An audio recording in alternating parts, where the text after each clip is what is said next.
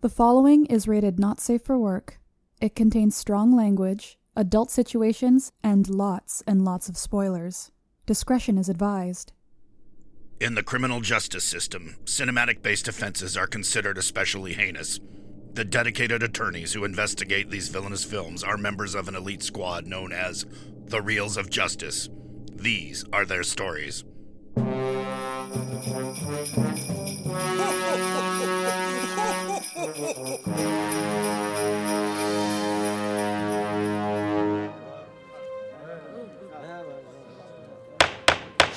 Order, please, order. The Reels of Justice is now in session. Judge Dylan J. Schlender presiding.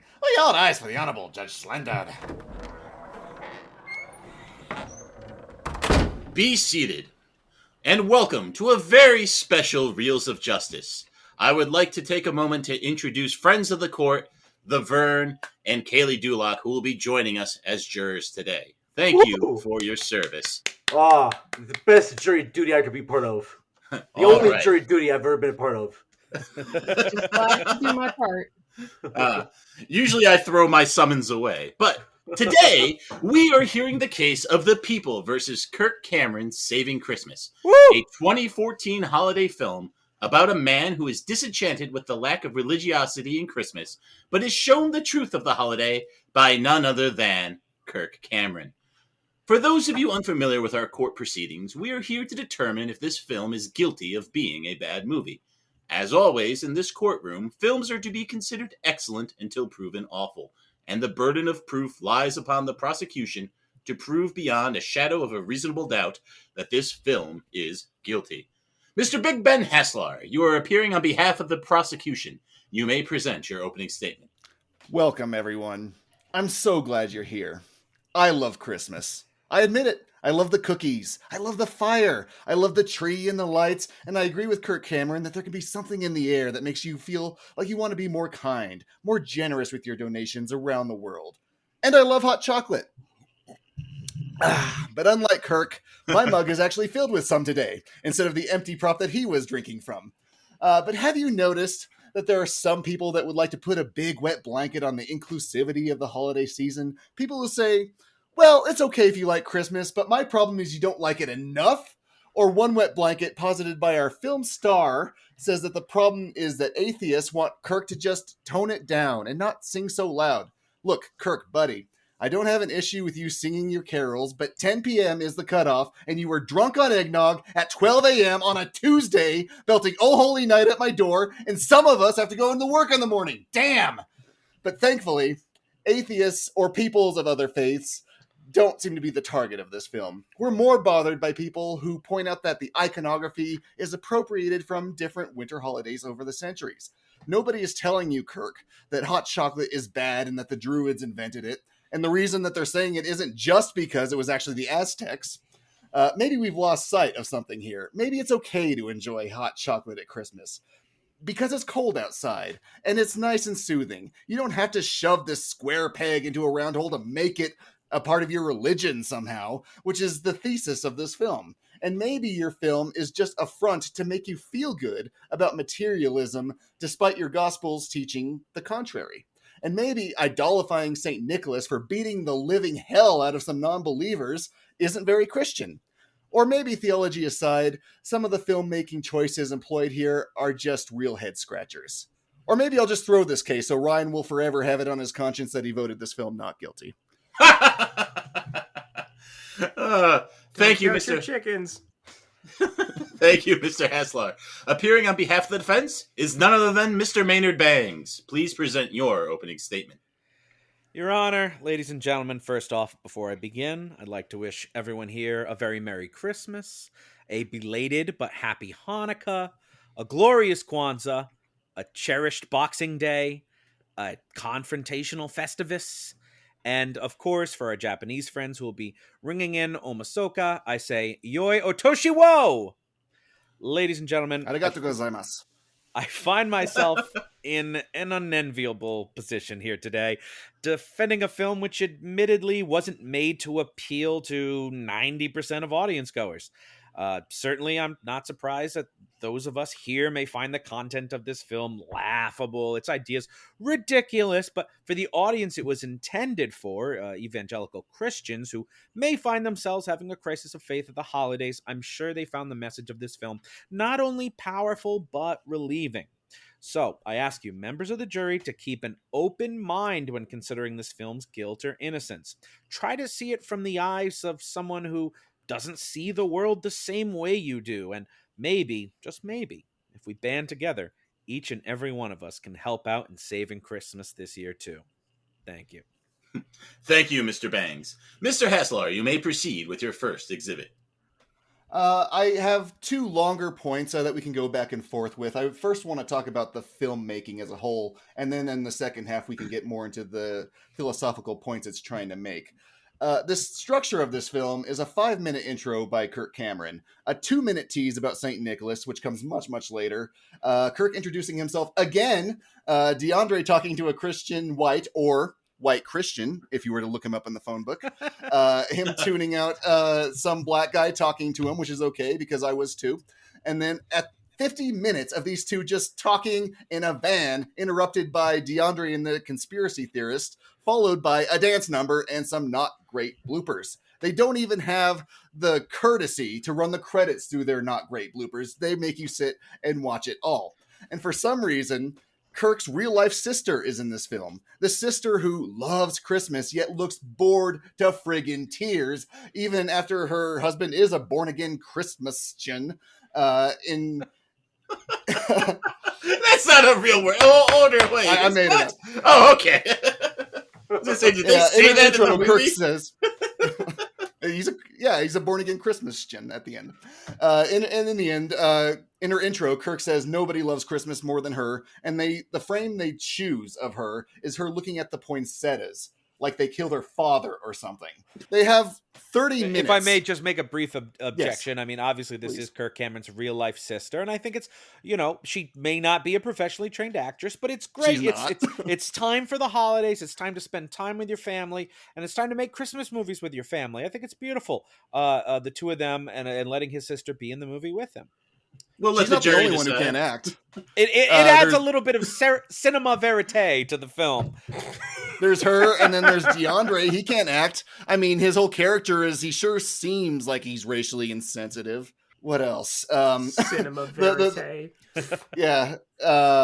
So the film has like maybe 30 minutes of content that they pad out by just having mostly two people sort of riff with each other to sort of stretch it out. That only gets it to about an hour, which is why they put like this 10 minutes of dancing at the end of it. It's not very good filmmaking. Would you agree, sir? Love pads the film, Your Honor. There's no real strict definition for how long a feature needs to be.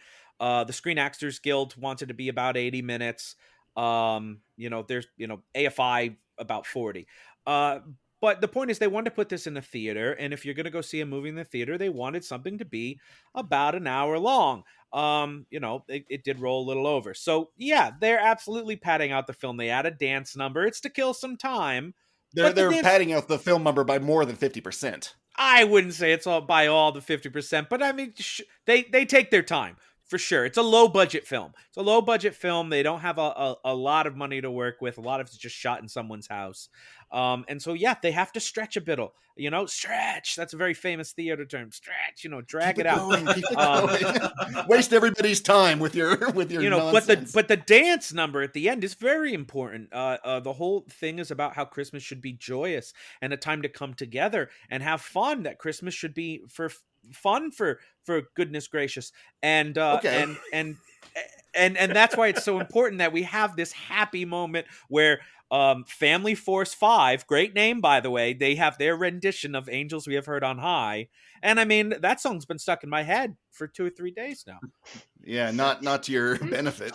When he goes in, he says, hey, I'm going to give you something that I've been wanting to give to you for a long time. And she's like, what do you got in mind, Big Papa? Now, come on, jury members. What did you think that they were talking about? It's not a kiss like Kirk Cameron says. It's porn. You know it's porn. We all know it's porn. Why are you pretending it's not?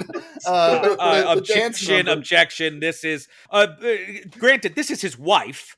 In the fictional world. So if he wants to sleep with his wife, he can. That's the only person he's allowed to really be pornographic with is his wife. But no, their brilliant comedic move here is that at some point, although we can't really pinpoint where, he formed this hip-hop dance group. It wasn't, at any point when he suddenly likes Christmas again. It couldn't have been before because he hated Christmas. When exactly did that happen? Is that the joke? It's not That's the joke, Your Honor. That's the joke. That's the joke. That he ad hoc threw together a hip-hop jingle dance crew, and which they had time to practice impossible. And all that.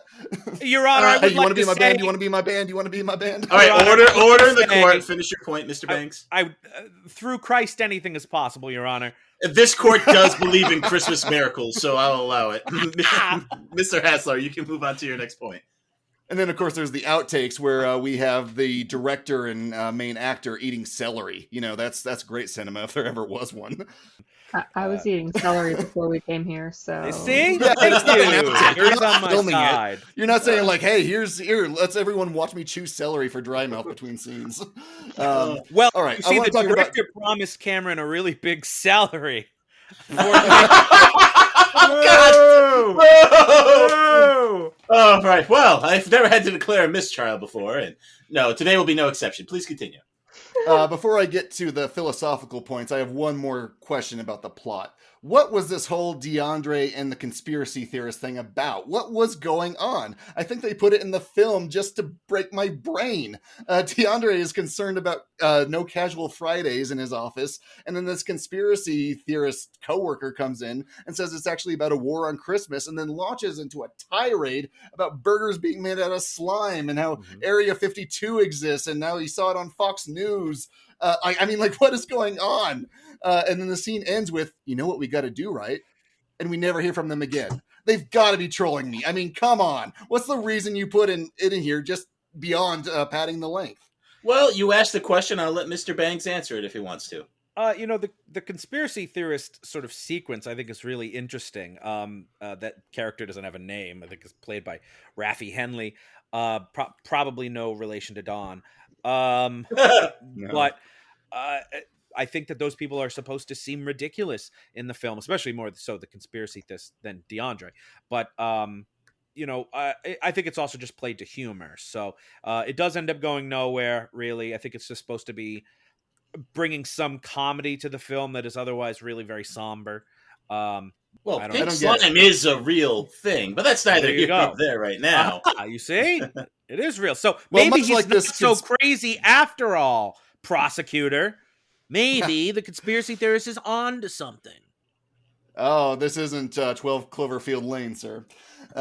So, much like the conspiracy theorist tying yarn around things, around his room to connect things together, Kirk Cameron is trying to connect every piece of Christmas iconography to Jesus, whether it fits or not. So this main protagonist, he sits there and he has problems about Christmas being materialistic and how all this money could have been used to feed children and dig wells in Africa, and that kids will tear through their presents and they'll all be forgotten by February, and that the nativity is stuck in the corner as a trinket. As he says, Jesus is in the corner. We'll just put him over there, and that snow falls on baby Jesus.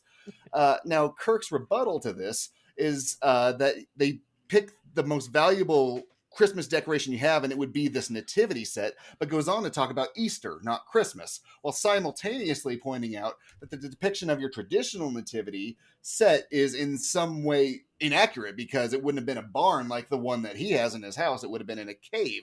So I'm not sure if he's making the point that he's making. And even so, the original grievance is that it's stuck in the corner. Kirk Cameron doesn't address this, that the focal point of your Christmas setup in your room is not Jesus, and it remains not Jesus. It's still the tree and Santa. Explaining how Jesus' birth symbolically ties to Easter, doesn't really address the grievance that Christian had. He then talks about Mary, Joseph, and Jesus and says that we should strip them away just for a moment, which is fitting because he never brings them back. And further, he posits that frankincense and myrrh were brought to connect Jesus' birth to his death.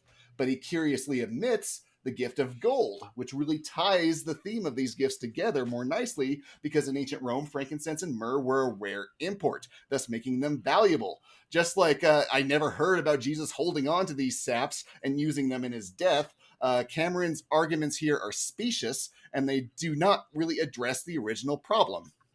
Mr. Mayor, would you like to comment on the speciousness of Kirk Cameron? I'm not going to sit here and try to defend the veracity of the claims they make in this film. I don't know that the veracity is important. It's not a documentary. It never claimed to be. It's a faith film. So scientific and historical accuracy really have no place in it. You know, that's not its intention. The protagonist is raising these issues as a reason he doesn't believe in Christmas. So to give a completely different explanation makes the point of your movie false. And if the point of your movie is false, then your movie is, by extent, bad. I believe that the main character is trying to say, not that they disprove Christmas, is that they seem unrelated to the holiday. And that's where Kirk Cameron's character steps up to say, if you look, these symbols have more in common with what we believe than you think. When they talk about with Santa and St. Nicholas. Now, Santa is an amalgamation of lots of characters, but their story of St. Nicholas is a Christian legend. I mean, there's not a veracity to it, but there's about as much historical proof that what they say about St. Nicholas is true as there is to Jesus. So the fact that they have faith in this character, in this saint, in their belief system is not really, I don't think it throws away every claim they're making. But again, I don't think that these things need to be accurate and true. It's not a documentary. This is a theistic lecture. Them saying that Santa was a fighter for Christ. That's them trying to reclaim and bring new meaning to Santa that maybe wasn't there before. But that's something that Cameron says in the film. We need to infuse old symbols with new meaning. What these things used to represent isn't important. We need to decide what they represent to us now. Right, where you're shoving this square peg into this round hole. I do want to talk about... All that matters is the peg Nicholas. Gets in there. All that matters is the Right. peg gets in there. So there's this portrait of Saint Nicholas that you refer to. It's very troubling because he paints him as like sort of standing up to truth when the world wanted him to be politically correct. And as we all know, political correctness has been the enmity of all Christendom since at least 325 AD. But historically, Nicholas did attend the Council of Nicaea, and he did slap a man across the cheek for the expression, probably, for the expression of the opinion that Jesus was less than and not equal to God, and he was thrown in jail for it. The difference between that account and what Kirk tells us is that Nicholas, channeling his inner Jason Momoa, he's like, in the beginning was the Word, and the Word was with God, and the Word was God. Literally grabs the dude, drags him outside, and beats the Christmas. And he basically does stuffing all out of this him. to the one. Basically, does it to the Wonder Woman theme song. Pretty much, yeah. It's not the slap on the cheek that originally happened. Oh, maybe Ancient Lamentations. The point is, it's not the slap across the cheek that happened historically, and also what he admits is that Nicholas was repentant for this action. It was one of his bigger regrets in life, but this film celebrates it. Like, who doesn't want to beat up some atheists, right? Although Arius wasn't even atheist, he just wasn't Christian enough for Nicholas. Jesus said, turn the other cheek. That's not the kind of Christian Kirk wants you to be. He seems to think that political correctness is challenging your religious belief, and it would be badass of you to grab a bat and start wailing at the oppression. You don't get it out of your system, as the tavern wench from 325 AD says. Of course, they never get into the North Pole or the elves or anything like that either. So again, the original grievance about how Santa has taken over, it doesn't quite fit what Kirk's explanation is. I'm not going to say that I agree with a lot of the claims made in this movie. I think they're shoddy claims. They're not well researched. They're not something that I would believe. But again, it's not a documentary. It's not meant to be accurate or educational. It's a faith-based film based on legend and lore. It's about what the story represents. It doesn't matter that Santa actually slapped around a guy or didn't. What's important is that he stood up for his belief against someone who didn't. And I believe that even the film mentions that, maybe he shouldn't have gone that far. Maybe it wasn't. I don't think it does. I think we might be talking in circles a bit, so we'll let the jury. Yeah, you've said the same thing a few times. So Ben, would you like to bring up your next point? I'll go into like the parting shots that this movie makes. Kirk says we need to infuse old symbols with new meaning, and he looks at this nutcracker.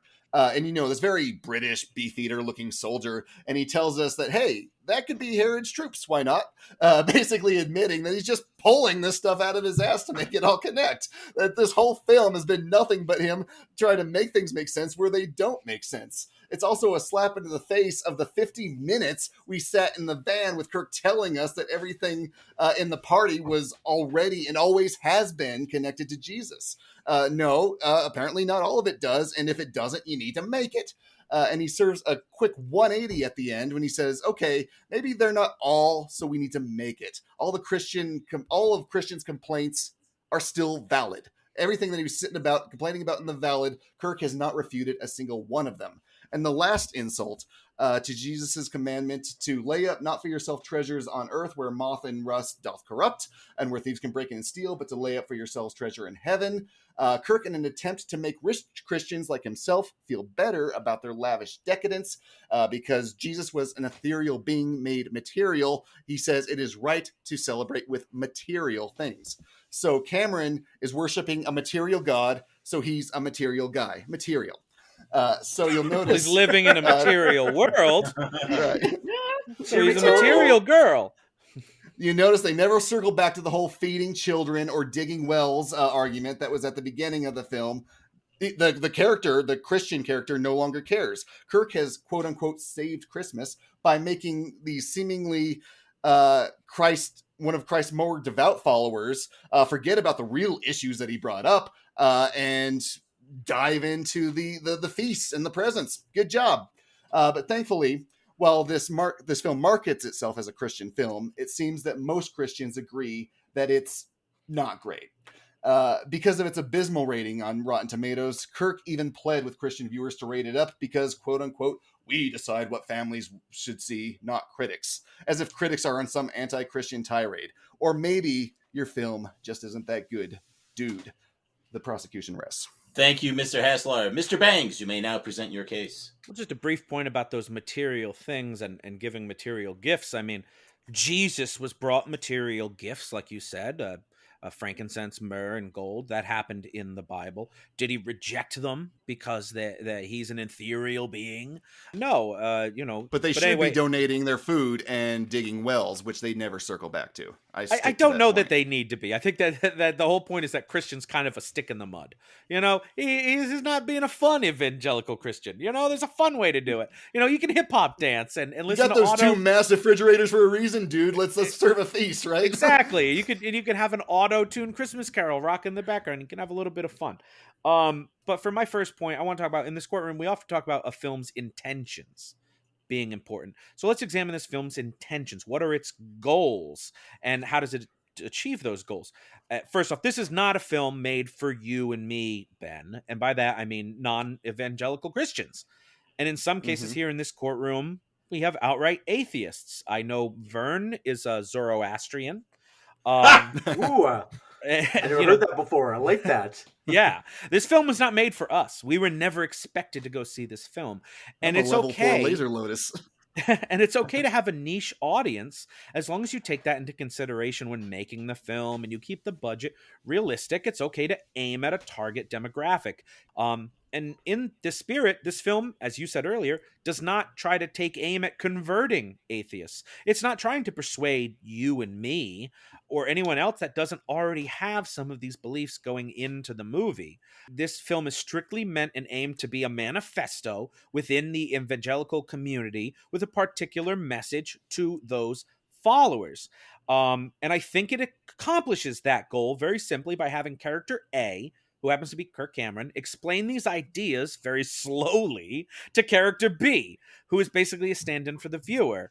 And I think that everybody basically can leave this film, maybe not having fun, because I don't think that theistic lectures are particularly fun, but understanding the message that the film is trying to pass on to you, right? Its goal is not really to entertain you. It's produced by Liberty University. They're not exactly a party school. So it's not supposed to be really fun. You're supposed to leave having learned at least these filmmakers' interpretations of scripture and how it relates to modern iconography of Christmas. But this film, if you're saying that's its goal and we should judge it by its goal, then it has failed because it's a 0% on Rotten Tomatoes and a 30% audience score. That includes evangelical Christians. That's a 30% audience score. Evangelical Christians you are think probably like 30% of all people are the evangelicals that are like, right on, dude, you get it. I think probably less than 30%, which means that they must have gotten some non-believers too. There's the spin. I love it. To vote them pretty much better. But this film, to call it an outright failure is wrong, Ben, because it made money. It had made over $2 million.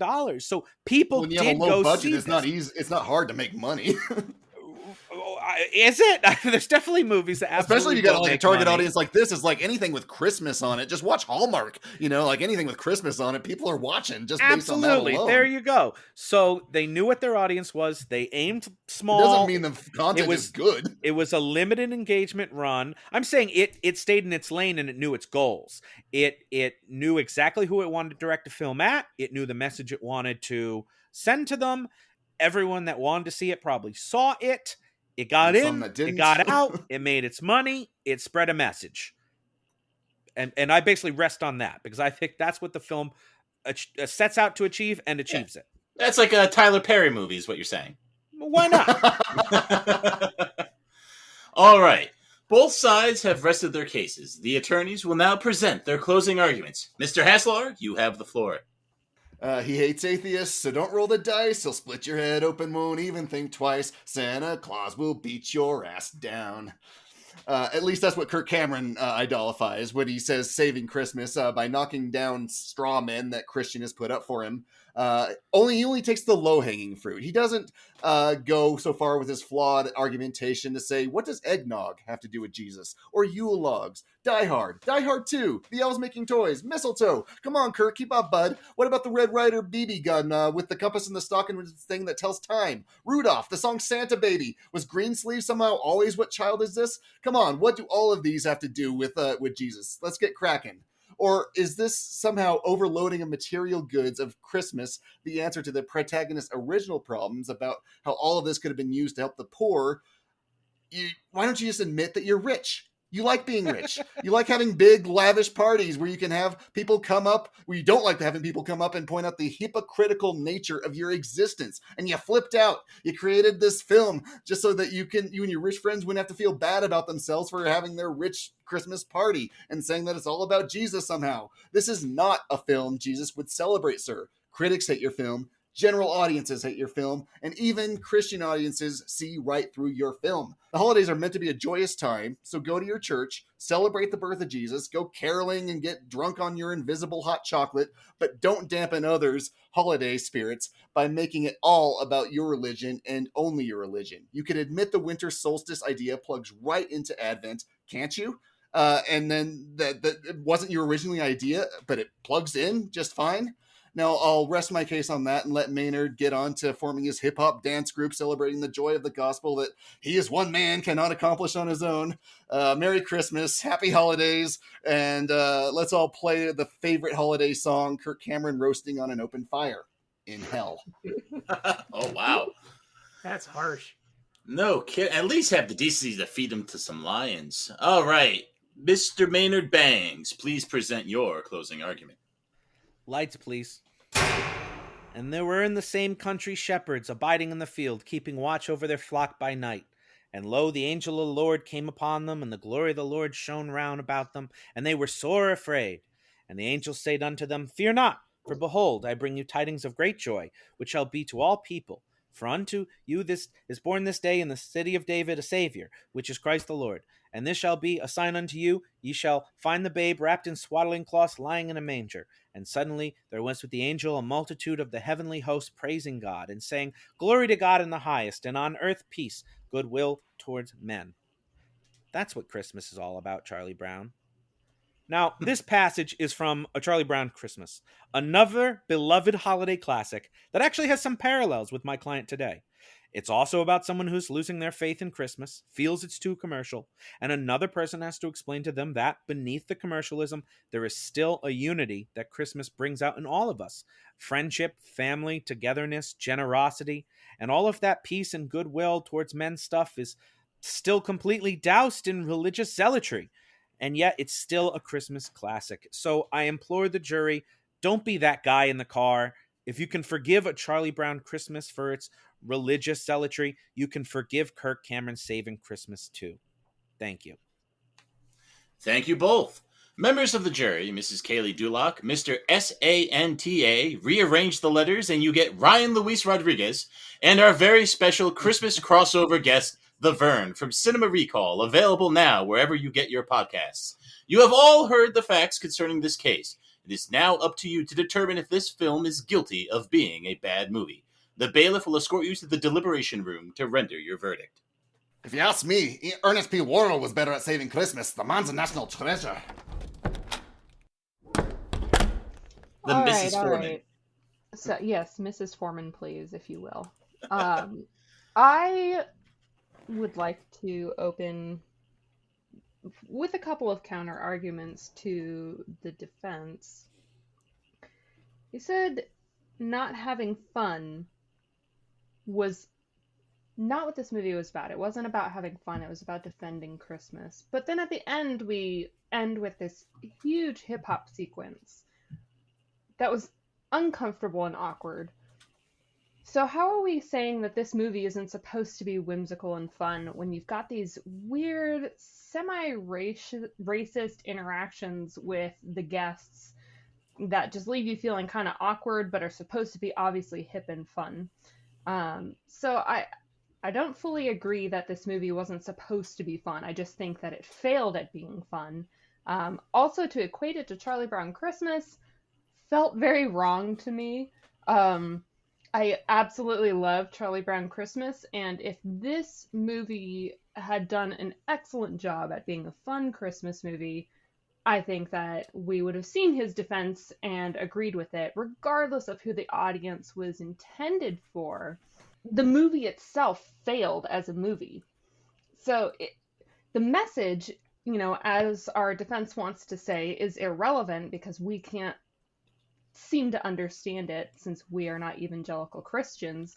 The movie itself is just absolutely awful. I mean, the only person who has any decent acting is Kirk Cameron, and everyone else is easily the worst actor I've seen all year.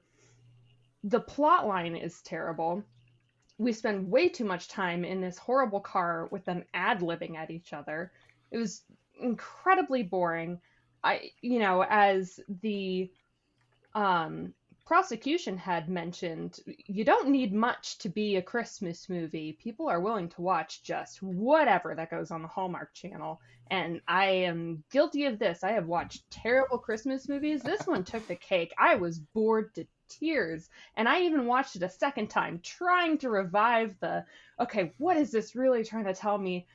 And in the end, I decided it was telling me nothing good. The only redeemable quality about it was that he wasn't necessarily attacking atheists and all non-Christians, as I was kind of expecting him to do. He was attacking other Christians because, hey, let's face it, they're the ones worthy enough of paying attention to pass judgment because, Insane. I was mad. Because you watched it twice.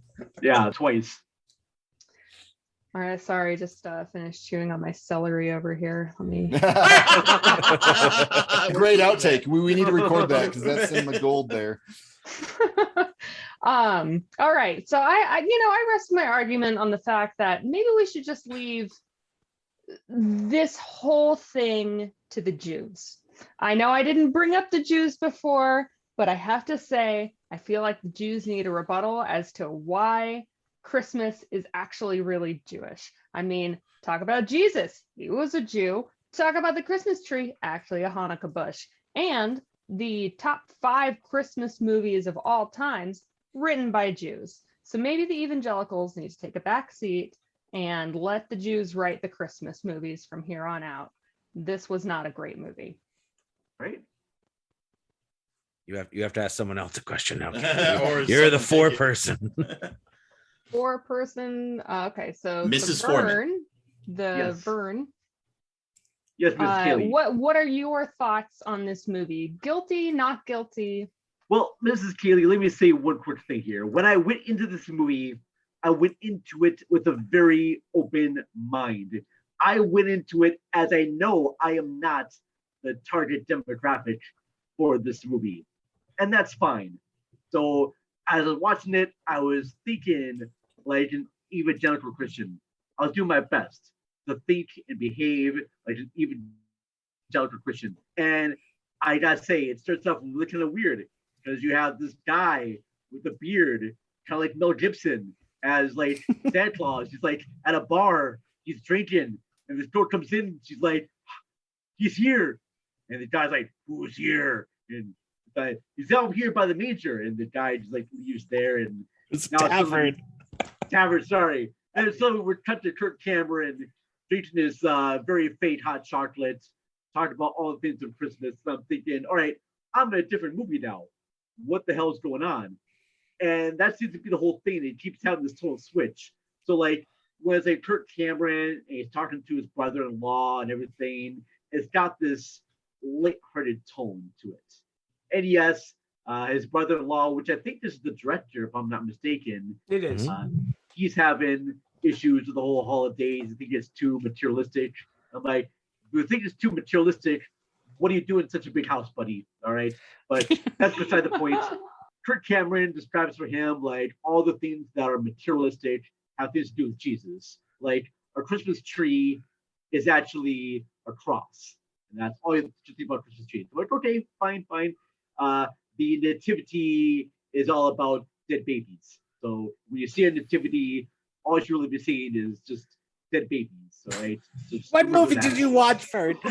So, all right. Santa Claus is a guy that's like defends Christ and everything and will fight everyone. And so the guy learns the meaning of Christmas throughout all the stories there. And at that point, I'm thinking, okay, if I was the target audience thinking that Christmas was all, materialistic and it has nothing to do with like Jesus or the birth of Christ, I would watch this movie and be like, you know what? I learned some things. I had no idea about Christmas trees being that way or the nativity.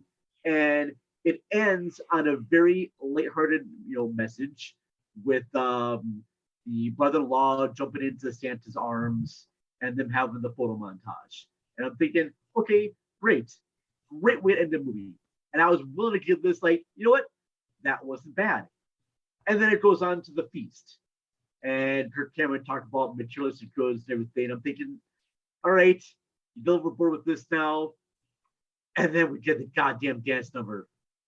That goddamn dance number that lasts very super long. And the only way I can describe how bad this is like after Star Wars in 1877, when Luke and company blew up the Death Star, and then they have that, big, huge ceremony. Then we cut to like a 10-minute dance sequence of Luke, Han, Leia, Chewbacca just dancing. What version of Star Wars did you watch, Vern? But they're dancing to the songs in the Star Wars holiday special. All right. Okay, the You would holiday be special. upset. Okay. The holiday special. Okay. You would be angry that they were doing a whole big long 10-minute thing after you saw this epic battle sequence there. So I was willing to give this like a passing grade for the first half of the movie because I was thinking in the same way of like the actual audience that was intended for. But after that, with the outtakes and the beatboxing and the dance routine, and I'm like, no, you overstayed your welcome. This should have been just a simple 45-minute special, and it would have been just fine. But it padded out even longer than that. No. I do think that Rob brings up a lot of really good points during the discussion of this movie, and especially when it comes to the whole symbolism and tradition based on the first half of the movie. That was really great. But I'm still giving this a low score just because of everything after this. All right. And Mr. Rodriguez. Well, first off, I've been trying to abolish Christmas and making the holidays depressing for years now. Where's my goddamn credit? But You're a mean one, folks, Mr. Rodriguez. You're stepping on my recommendation this week, so don't go any further. You know you're in trouble with Liberty University Presents. Nothing good has ever come from that intro in the history of mankind. This movie is repulsive. Obviously, I'm not the target audience, but my mom is, and I shudder to think that she would watch this and be convinced by anything. It scares me because I really look over her, or look after her, and it's possible that she could be swayed by something like this. Something that I found interesting, though, that after a Christian is convinced that Christmas is a good thing and yay materialism and all that bullshit, there's a scene where he walks back into the house and Kirk Cameron is framed over his shoulder, and it looks like he's the devil on his shoulder. Not the angel, but the devil. So Ryan, is Christian the name of the brother-in-law? Yes, that's his name. Oh my God. So this whole time I was thinking like Christian, like you're talking about like all Christians. I had no idea that was his name until just now. I'm sure that parallel was intentional, like Christian very White? intentional. Yeah. That was a coincidence. I don't That's buy no it. accident. Let's wait. Now, never is this wanted a joke something now to be on over Christianity? What? that I a don't think joke? it's trying to be, but it's definitely succeeding in that department. Oh, I've never wanted something to be over this fast and this intensely. I hated literally every second of this movie, but I turned down the defense because I knew it would be hard, very hard. So the fact that Rob even had an argument yes. is a Christmas miracle, That is amazing. not guilty. Oh, Now you just have to flop, Vern. All you have to do is flip flop. Yeah. Do it for Jesus. Oh gosh. Well, because here's the thing too. If Rob would have gone into the defense that this movie is actually a comedy, making fun of these things, I could buy into that. The whole thing about one of the lead characters being named Christian White, and the very stereotypical characters that are in this movie. I mean, I'd be willing to give this one a passing grade if it wasn't for that last dance sequences and the extra outtakes. Like, no, if this was like a 45 minutes to an hour-long special, I would be willing to give it a passing grade for that first half of the movie because it did establish its conflicts, its characters, its resolution, all in that 45-minute hour package. And even though I'm not the target demographic for that, I can totally see why some people would find enjoyment and entertainment from that. So, oh yeah, well, if it's time to vote, let me know and I would give you my votes. But it is your time to vote. Let me know what it's I my can time. bring to the Okay. judge. All right, I'm giving this one a vote of guilty. All right. But it was close, right, Vern? But it was It was- close. I Yeah, still it give was Rob like a close. very much high praise. Well, here's another thing too. Material Girl. We're talking about Material Girl. Material Girl was directed by Mary Lambert, who did Pet Cemetery. So there you Okay. go. All right. So shall we bring our vote back to the judge then? Is the judge handsome? Is he handsome? Is the judge handsome? I mean, I would We all definitely really- say Yeah, are we all so. Hey, there's my Christmas miracle. Mrs. Foreman, have you reached a verdict? We have, Your Honor. In the case of the People v. Kirk Cameron Saving Christmas, we find the defendant, despite the twinkle in Kirk Cameron's eye, guilty of being a bad movie. But it was close. Order in the court. Oh my. There are no shades of gray. Guilty. The verdict is rendered. I hereby sentence Kirk Cameron Saving Christmas to death. Until such time it is resurrected as Kirk Cameron Saving Easter. Court is adjourned.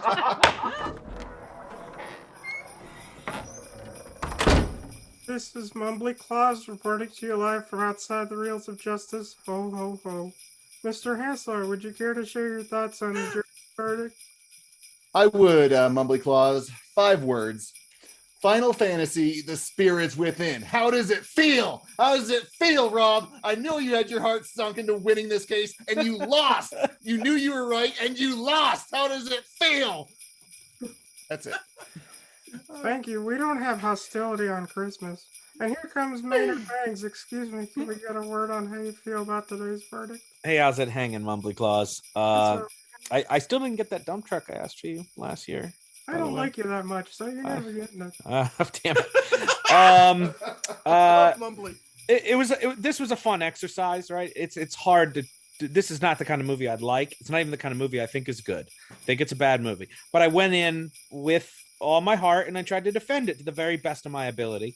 And it was close. And I do think, if I remember, Final Fantasy Spirits in with not close. So I think we can agree that Saving Christmas is guilty, but still better than Final Fantasy, The Spirits Within. And that's the real Christmas spirits within. Thank you very much. What a load of bullshit. That's all we have. Let's go back to the studio for post-trial analysis. I love Mumbly. Can I have like Mumbly be like actual defendant or prosecutor in the case? Maybe. Pick any movie. I'll be on either side. Just to have as long as Mumbly. it's against Mumbly. Yes. Mumbly's very non-confrontational, except for when he's That's a very hard voice to sustain. I don't know if I can do this entire trial. I understand. Anyway, this was a fun trial, and Christmas is all about sharing things with our friends and our family. So I'm glad that I could share this movie with you guys, my friends. So I hope you enjoyed it this holiday season. Fuck you, Rob. How dare you? Part of my gift. It was better than The Room. And Final Fantasy. And no, Final it wasn't. Wow. High praise from Dylan Schlender. Better than The Room. Better than Super Mario Bros. No. Not even close. Nice try. Vern, what has been keeping you busy lately? What have you been doing? Well, gosh, a lot of stuff here, folks. I did see a Christmas movie that was recommended to me, and this is the right time to talk about this now. Yes, but it wasn't recommended. It was mandatory. It was mandatory. You had to watch. Admission. It was mandatory. I was basically being flailed like one of the lead characters from Mel Gibson's Passion of the Christ, which I gotta say, Passion of the Christ, as I've been told by friends of mine, is the best BDSM movie that's ever been out there. I like how you say one of the main characters. I mean, it's about Jesus. No spoilers, but Pontius Pilate's a dick. So, Vern, what movie did you get to watch? Well, I did watch The Passion of the Artist, and that is The Artist Saves Christmas, released in 1988, I believe, with Jim Varney, and as well as the Vern. Noah Parker. We have Douglas Seal as Santa Claus. Douglas Seal, you'll recognize that actor because he played the voice of Jasmine's father in Aladdin. So that was kind of a cool thing. So, but yeah, I feel like I could talk about this movie for probably an hour or more. This movie is cheesy. It's bad. What? But it's got. Whoa, hold on here. I'm not finished yet. It's got some bad moments there, but also has a lot of heart to it. It does. I like the whole story of Santa Claus trying to find a replacement, and for some reason he gets teamed up with Ernest. Like the whole story with Santa Claus trying to find a replacement and everything, that was actually cool. And he finds a guy who's actually perfect for a hit, but he's getting seduced by Hollywood and his agents to make a horror movie called, I believe it was not Santa's Slave, but I know it's like some B sci-fi horror film with the Slave title in there. And Santa Claus has to try to like get him back. And you got the whole moments where he gets involved with Ernest. And then you have this little girl who wants to make it big in Hollywood, but she's like this badass that no one understands how she feels, man. And she's gonna just go by her own rules. And she ends up doing something really bad, and then she has a change of heart. And it's a sweet movie. So did you like the movie or not, Vern? I can't tell. Did you like the movie or No, you didn't. No, I did, but I feel like this. You can actually replace Ernest with any other comedy actor. no? Replace him with Adam Sandler. No. Replace him with Chris Farley. Oh my Replace god. him with Will Ferrell. You could have any type of that character in this movie, and you would still have the same movie. So the story I like, Ernest, not so much. You're So a who is monster. better at saving Christmas, You're a though? monster, Vern. My I can't God. believe Right, it. I'm sorry. Come on tried- our show. Yeah, and you because, do because this. the No, background I'm is Vern has never seen an Ernest movie, which like it makes no sense. I have seen this movie, and Ernest Goes to Africa. Last time you were here on this podcast, you told us you had never seen an Ernest movie. I didn't. Yeah, that was That's the what you've first seen time. it time since? is fluid, Rob. Things So happen. you've seen it in the past year. So in the past Yes. year, you've seen some Ernest I've movies. seen then. some Ernest movies the past time since we last talked. Yes. Oh, thank God. So, Like I said, you know, I Jesus. didn't hate this movie. That's fair. Kaleigh, have you seen Ernest Saves Christmas? so I haven't seen that particular one, but I was a huge fan of Ernest as a child. And I have a question. So, did Ernest do a better job of saving Christmas than Kirk Cameron did? I think so. Unequivocally, yes. Yeah. You got the What reindeer did to Santa Ernest- just in time. right. You can't take that away from him. Yeah, but Santa's still an ass kicker in Ernest Saves Christmas too. What's even more amazing is that the girl who played Harmony actually went on to play Amy Fisher, and Amy Fisher, My Story, from 1992. Wow, that is Why is that amazing. interesting? Range. That is amazing range on that actor. I know, right? I mean, if you think about it, like Ernest Saves Christmas was tapping into that late 80s energy, like Murphy's Law with Charles Bronson. It's Yeah. basically the Yeah. same movie. That's enough of I that. agree. That's enough of that. So well, we have to do our recommendations, but of course we also have our Secret Santa that we have to get through too.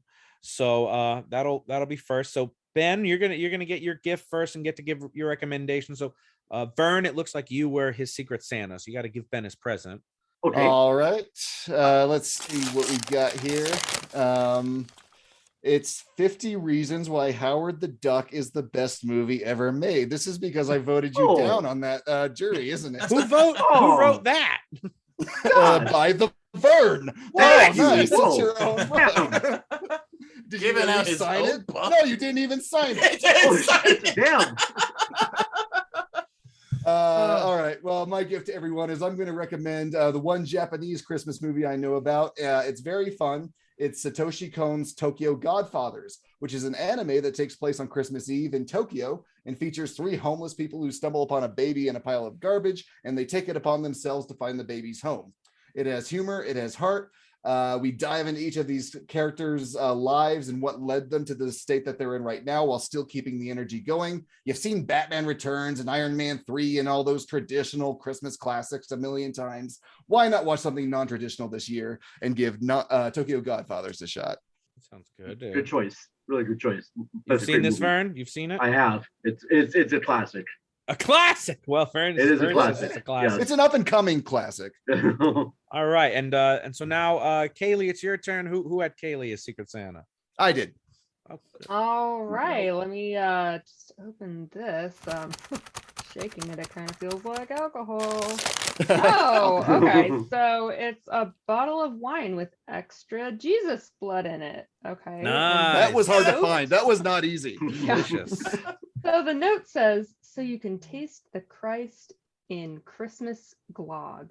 Okay. Great. I think we're, Sacrilegious. on theme here. I always want to feel Jesus in me. Oh God. Can't we have Vern on the show one time without him saying that? So since it seems like we're resonating with the violent Santa here, my Christmas movie recommendation is actually the Hanukkah special of the Hanukkah Hammer. So he is... Was it the Hebrew Hammer? The Hebrew Hammer, thank you. I didn't write it down. I was like, I fucked that up. Yeah, the Hebrew Hammer. I don't know if you guys have seen it, but it is, 2 hours of badass Hebrew ridiculous jokes and horrible evil Santa who kills other Santa to take his place. But then, the Hebrew Hammer has to knock him back into place and show him that Jews, in fact, do have a place on this world, and that Hanukkah should exist. So I would recommend all ye who enjoy said Christmas humor, who didn't particularly enjoy this movie, but wanted a better satire. Which is 1, 2, 3, most of you. Yeah. Any satire at all would be perfect. All right, good. So Ryan, you're next. Who had Ryan? Ryan, here is your present. Oh, thank you. Let me see. Let's crinkle, crinkle, crinkle, crinkle. I mean, I can hear the paper, Ryan. I don't know why you're saying that. It's a 15-month Kate Blanchett calendar. Thank you, Kaleigh. Whoa, Oh, that nice. is so great. That's a good Damn. Where's And mine? three I of want them- one. Thank you. Whoa, Three that's of the amazing. months are Thor Ragnarok. Oh, this is fantastic. Oh, Nice. I want that one too. The rest of So her happy. washing Camaros? Oh my I'm gonna send God. this calendar. Which is that March? Oh, that's my favorite. I was gonna break with tradition and talk about the latest Spider-Man picture, but I'll be a good little obedient boy and instead recommend my favorite Christmas tale, 1966's How the Grinch Stole Christmas. I find Chuck Jones's immediate post-Looney Tunes 1960s period to be incredibly charming, and this is certainly no exception, being one of the most beloved pieces of animation of the decade and of all time. How can you not love anything narrated by Boris Karloff, especially a Dr. Seuss cartoon? It's literally perfect. How the Grinch Stole Christmas is currently streaming on TNT, TBS for all 6 people who have those, and I guess Peacock too. Oh, nice. Great pick. 100% my favorite Yeah. special. 100%. I was going to recommend Emmett Otter's Jug Band Christmas, but I figured that no one would have access to it. So That's instead, another good Saw one. that How the Grinch Stole last year for the Christmas. first time. That I might was be like, on It's that so might be on good, Internet right? Archive, Ryan, or YouTube. Oh, I have it on Blu-ray, but I'm just saying, should be findable. All right, Ryan, who did you have for Secret Santa? for some reason I had Rob. This is weird. Hey, all Oh, right. Hey, so here you go, Rob. Hope you like it. Crinkle, crinkle, crinkle. Bone Storm, my favorite video game. Buy me Bone Storm or go to hell. That's a joke for literally 4 people. Oh, Hey, it's but they're Simpson- 4 people I I knew like. The Simpsons, right? Yeah, it is. Buy me Bone. Okay, nice. Buy me Bone Storm or go to hell. So speaking of Christmas specials, I think we can all agree that the masters of the Christmas special are Rankin Bass and their stop motion animation.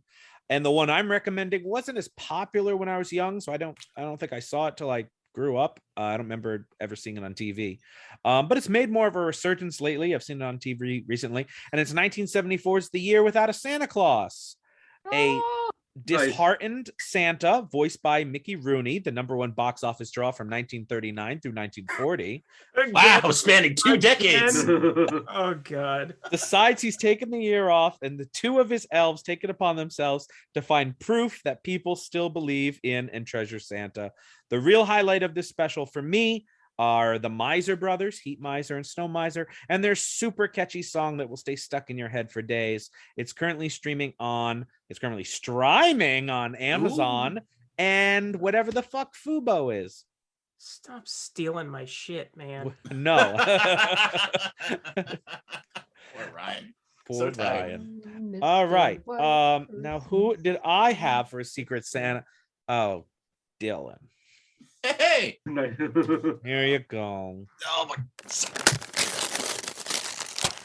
All right, here we go, and it's the limited edition Christmas DVD of Die Hard. Thank you. Yeah, it's not a Christmas. Oh, it's signed by Scott Weiss. Well, that's just great. Thank you, man. So my recommendation. Guilty of being a Christmas movie. Go back and listen. So I'm recommending another Christmas special. Not as good as The Grinch. I mean, like you said, like the Rankin Bass, those are all top tier. But there were a lot of holiday specials made that sometimes only aired once. And one of those is Santa versus the Snowman, which came out in 1997, which is one of my favorite childhood Christmas, probably 1997. I got a Nintendo 64 and everything. It's a computer animated movie where Snowman finds Santa's workshop, but they turn him away. The security guards literally throw him out. And the Snowman decides to build an army of snowmen and wage war on Santa. It is absolutely hilarious. There's Star Wars references. There's some surprisingly adult humor between the security elves talking. It is just an absolute delight to watch. And one of the best things about it is someone uploaded this to YouTube, and it even has all the old commercials from 1997. So you can watch the whole thing as God intended, and it is absolutely wonderful. If anyone wants the YouTube link, just message me directly or join our Facebook group, the Film Jurors, and I'll post it there. Ooh, all right. I'm curious to watch this now because when you're describing it, I'm thinking, no, I saw the South Park shorts. I know I have, but then you describe other things to it. I'm thinking, all right, Vern, shut your mouth because you have no idea what you're talking about. But this sounds amazing, and I'm curious to watch this now. Very, very excited. And well, I get commercials. And I guess you could say that that's my gift to you, Vern, because I had your name, but I forgot to get you something. Oh! You know what? I'm kidding. Wait. It's what's this behind your ear, Vern? Oh my God, it's here. Oh crap. I'm pasting it up here. I'm opening the gift, and oh my gosh, you guys know exactly what I want to hear. And this is absolutely amazing because I've always wanted this. I want to have an actual Blu-ray, VHS, and Laserdisc copy of Halloween 3, Season of the Witch. I don't know why. I just wanted this one really badly. And look, it's autographed by Tom Atkins. That is amazing. The diet guy? Way. You gave that away, Dylan, you fool. Yeah. That's so cool. I won it in a game of chance and knew Vern would love it more than I ever could. Sorry, Halloween 3 just been on my mind because I was got a little nice message from Darcy from the last drive-in. And so, yeah, Halloween 3, fuck yeah. So, but my choice for the holiday season and for everyone out there who wants a little bit of something dangerous in a way, I'm going to recommend Stanley Kubrick's Eyes Wide Shut. Okay, all right. That counts. That counts. Yeah. Great Christmas movies because when you think about Christmas, you think about sex, totes, and orgies. At least I do. Mm-hmm. So, it's a family show. Oh, sure, family show. Yes, but no, seriously, this actually is a good Christmas story. I mean, how much of it takes place during Christmas? All of it. Really? All right. So in the entirety. In the Kirk Cameron Saves Christmas 2 Electric Boogaloo, he's going to be talking about how Eyes Wide Shut is actually a parable for Jesus. That could be, but you compare this movie. It has a lot of similarities with It's a Wonderful Life, and I watched this really great YouTube video from Jess Flitz.